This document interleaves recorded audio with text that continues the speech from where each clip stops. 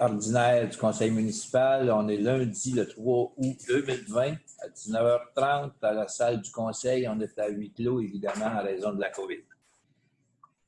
Alors, on y va avec l'adoption de l'ordre du jour en ajoutant au point 16 deux points, soit un congédiement d'un employé et, deuxièmement, l'embauche d'un nouvel employé au parc des espaces verts. Alors, l'adoption de l'ordre du jour, est-ce qu'il y a quelqu'un qui le propose? M. Gagné le propose. Et l'approbation des procès-verbaux des séances 6 juillet et de la séance extraordinaire du 13 juillet 2020. Est-ce qu'il y a un proposeur? M. Moras le propose. Et, troisièmement, dépôt de documents, soit le procès-verbal de la Commission consultative d'urbanisme du 3 août 2020. Ça, c'est aujourd'hui, ça, le procès-verbal. Finances. Approbation des listes de chèques à ratifier au montant de 1 296 000 et au montant de 447 000 dont les membres du Conseil ont pu prendre connaissance. Est-ce qu'il y a un proposeur pour l'approbation des listes de comptes? Saint-Onge le propose. Et au point 5, une demande d'aide financière pour l'appel de projet en développement des collections des bibliothèques publiques du programme 2020-21. Alors, la demande passe de 53 à 74 000 $. Est-ce qu'il y a un proposeur pour entériner la demande d'aide financière? Propose. Mme Pratt le propose. Service à la communauté, un embauche d'étudiants. Alors, il s'agit d'un remplacement d'une étudiante qui s'appelle c'est-à-dire la nouvelle s'appelle Léa Bisaillon. Alors, est-ce qu'il y a un proposeur pour l'embauche de Mme Bisaillon? Je propose. Mme Pratt le propose. Et au point 7, reconnaissance aux animateurs des camps de jour. Alors, c'est une demande qu'on reçoit de nos personnels des services à la communauté pour adresser notre reconnaissance. Il y aura une petite cérémonie qui se fera aussi ultérieurement envers nos animateurs de camps de jour. Cette année, il faut dire qu'ils n'ont pas eu une saison facile, une saison assez éprouvante. Donc, c'est simplement pour donner l'occasion à notre personnel de souligner ça aux animateurs des camps de jour. Est-ce qu'il y a un proposeur? Monsieur Fernand le propose. C'est beau. Au point numéro 8, travaux publics, rejet de soumission pour la fourniture de carburant en vrac. Alors, toutes les soumissions sont rejetées parce qu'il y a des documents importants qui auraient dû être fournis qui ne l'ont pas été pour aucun des soumissionnaires. Alors, est-ce qu'il y a un proposeur pour rejeter les soumissions? Denis le propose. Au numéro 9, l'utilisation d'un système de pondération en ce qui concerne les services professionnels d'ingénierie pour la préparation, plan de vie, surveillance des travaux, pour le renouvellement des conduites et de voiries sur le boulevard du Parc industriel, secteur Sainte-Gertrude, un gros projet. Alors, c'est la partie des services professionnels. Est-ce qu'il y a un proposeur pour utiliser le système de pondération? Saint-Onge. Saint-Onge le propose. Au point numéro 10, soumission et octroi de contrat.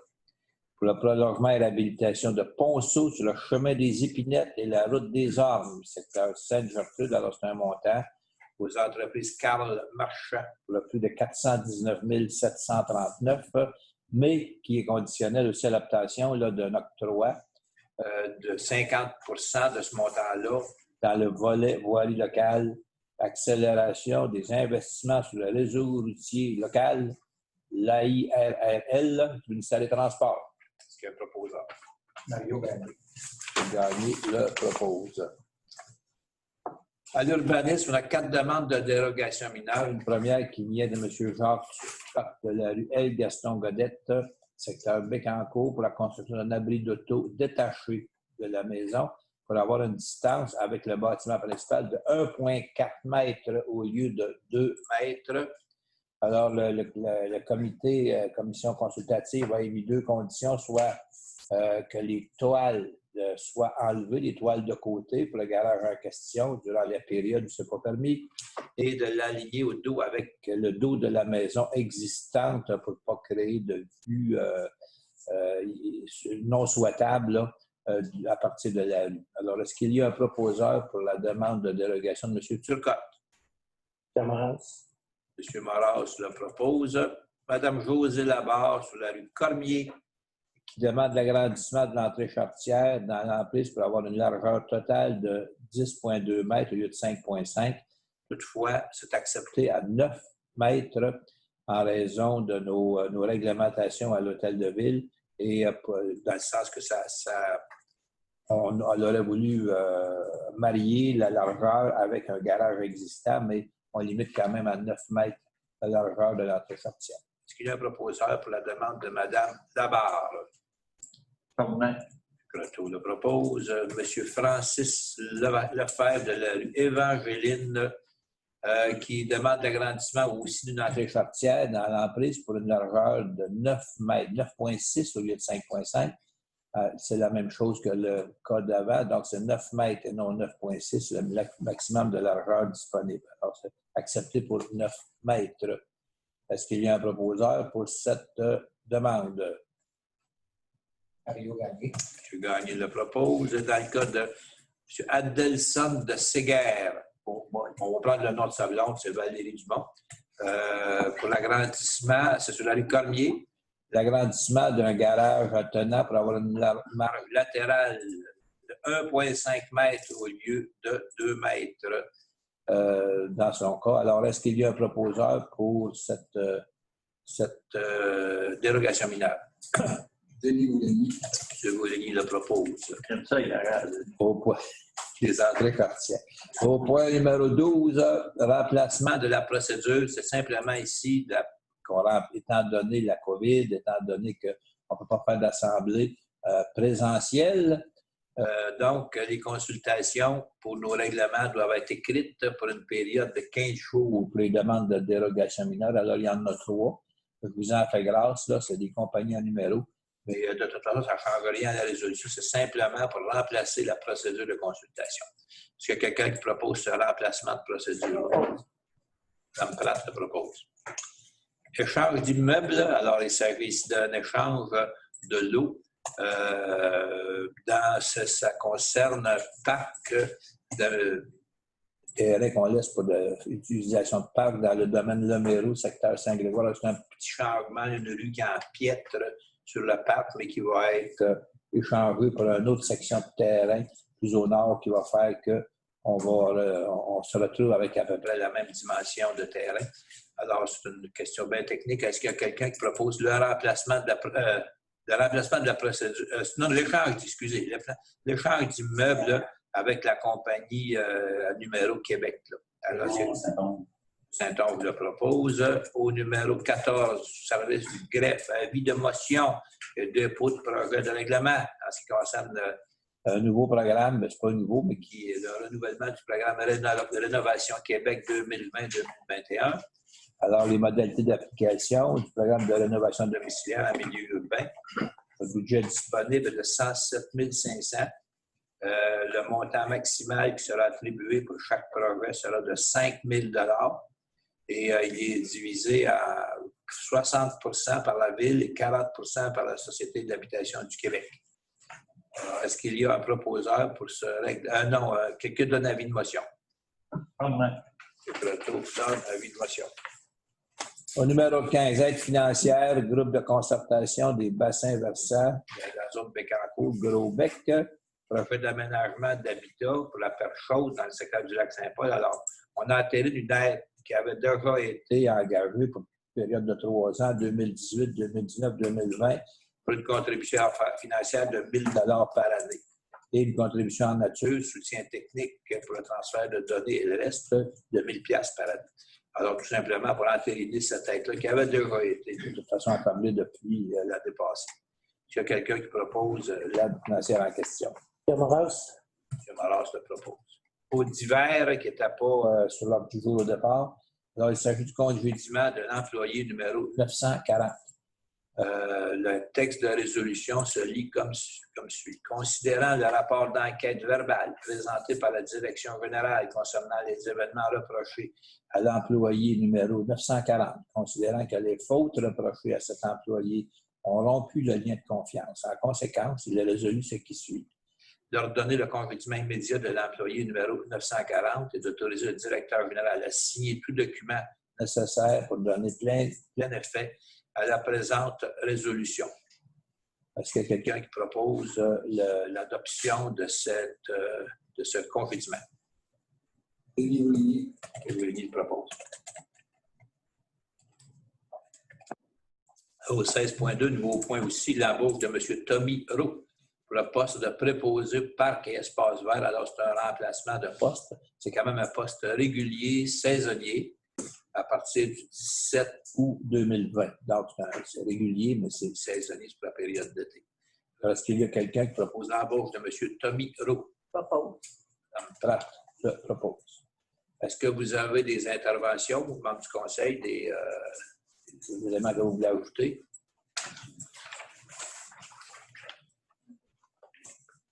J'adresse des félicitations à Quai en fait, qui sont venus à Précieux-Sang la semaine passée. Ils sont venus avec un groupe de musiciens, les Mononcles. Très, très bons musiciens. Et il y avait beaucoup de monde. Ouais. Il y avait deux types de clientèle, je dirais, présents. Ceux qui sont venus pour le spectacle, écoutaient la musique et ils trouvaient que c'était bon. Puis il y avait aussi tout ce qui nous manque actuellement, le rassemblement, se rassembler. Il y avait aussi en arrière, là, il y avait, la plupart des élus étaient là d'ailleurs. Puis c'est sûr que les citoyens venaient nous parler, puis là, ben, on échangeait. Puis, donc, ça relève un peu aussi de tous nos rassemblements qu'on fait pour, tu sais, parce que puis tout le monde gardait sa distance là, de 2 mètres. Plutôt qu'un gallon, là. Mais c'était bien fait, bonne musique. Félicitations à Quai en fait, qui ont eu l'initiative de dire, nous autres, on sort de chez nous, on ne peut pas faire du spectacle sur le quai, on va dans les secteurs, ils vont d'ailleurs dans les 6 secteurs de la ville. Et à Précieux-Sang, ça s'est bien passé. Vous étiez là, monsieur le maire, vous connaissez bien les musiciens d'ailleurs, sûrement. Félicitations pour Quai en fait, pour leur programmation de l'année. On en fasse une mention aux gens de Quai en fait. Est-ce que vous mentionnez de la part du Conseil? Oui, absolument. Tout le monde est d'accord avec ça? Oui, oui, vraiment. Vous voyez aller? On va peut-être en dire, prévenir les gens là, pour les travaux sur le pont de la Violette à venir. Ils vont fermer le pont 3 heures par nuit pendant 4 nuits pour recommencer vite semaine. Ça prend la collaboration des gens, prudente, et pour celle aussi du pont à Rivière-Godefroy. Il y a des gens qui ont des détours à faire plus importants que d'autres. Donc, une collaboration aux gens. Soyez prudents sur la route avec ça. Il y a un plan de communication aussi qui va être utilisé parce qu'on a 4 à faire qu'on va avoir dans les prochains mois. Hydro-Québec qui change sa ligne.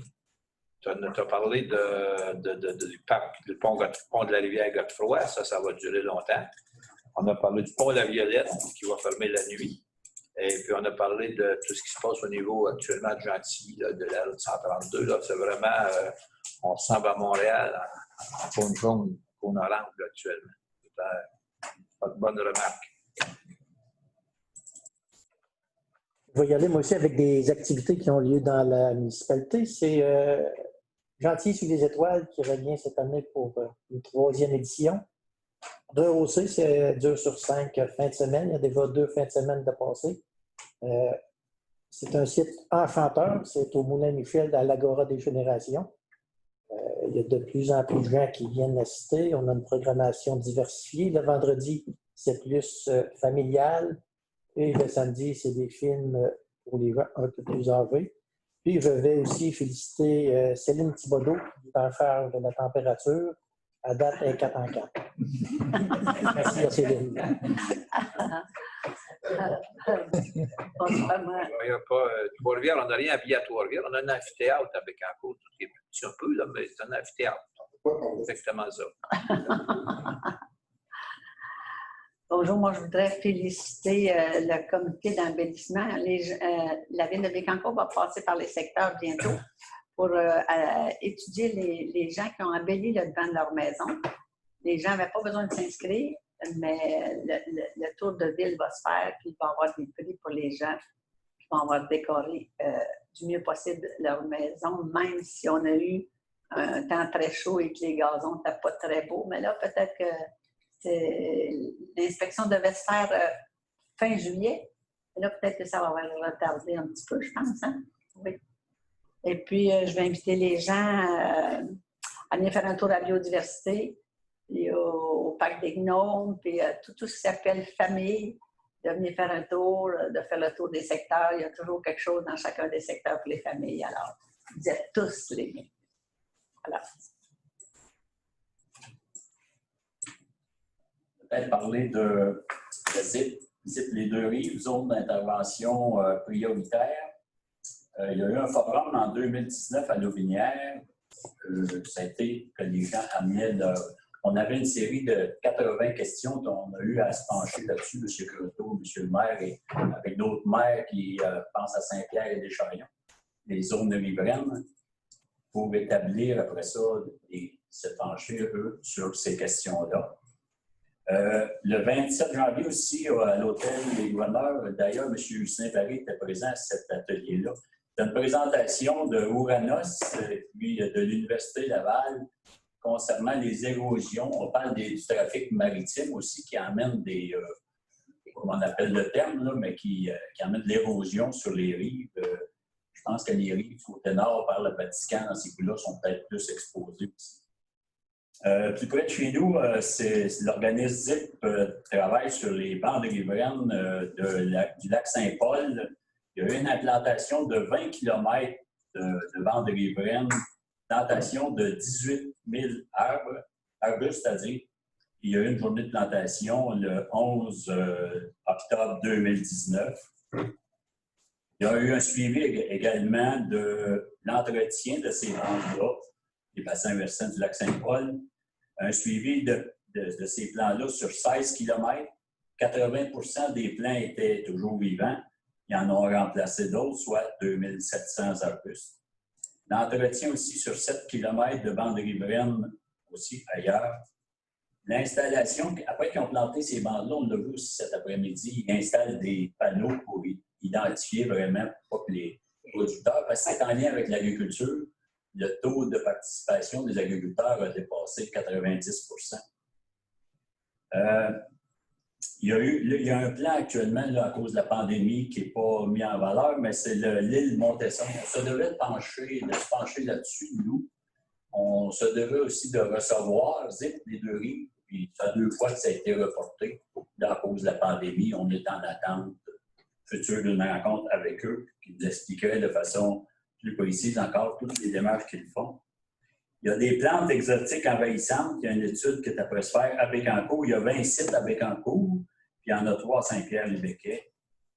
Ils sont aussi après se pencher sur des petits cours d'eau qui amènent, principalement dans le secteur de Gentilly, des cours d'eau agricoles qui se jettent dans le fleuve. Une étude sur l'eau, de ça, les contaminants agricoles. Il s'en fait aussi sur les rivières Bécancour, Gentilly, Nicolet. Nicolet, je ne suis pas certain, mais Godefroy. Pour les sorties d'eau vers le fleuve, ils vont pouvoir déterminer c'est quoi les contaminants. On parle de contaminants agricoles, ça se peut. Il peut y avoir les contaminants aussi de faux septiques. Ils vont pouvoir, vont être à même d'identifier vraiment les sortes de contaminants. Là. Ils travaillent là-dessus. C'est une filiale, en fait, là, du ministère de l'Environnement. Ils sont après renouveler un contrat pour les 3 prochaines années. C'est un peu le rapport sur les deux rives. C'est un héritage, en fait, de M. Croteau, ce que j'ai évité, à bon goût. Moi, je pourrais rajouter ce que j'ai vu dans l'ordre du jour de ZIP les deux rives. Oui. Carole Belrose va être la trésorière. Exactement. Pas trésorière, oui, trésorière. C'est M. Louis Charret qui est président, avec M. Yves Mayotte qui est vice-président. Merci. Ça fait le tour de toutes les questions. Il n'y a pas de questions de la salle. Non, Mme Annie, vous n'avez pas de questions. C'est beau. Alors, est-ce qu'il y a quelqu'un qui propose la levée de l'Assemblée? La levée de l'Assemblée. Mme Pratt la propose. Merci beaucoup tout le monde. Bonne soirée. Pour avoir le conseil 3-4 minutes pour plus. On va là-dessus.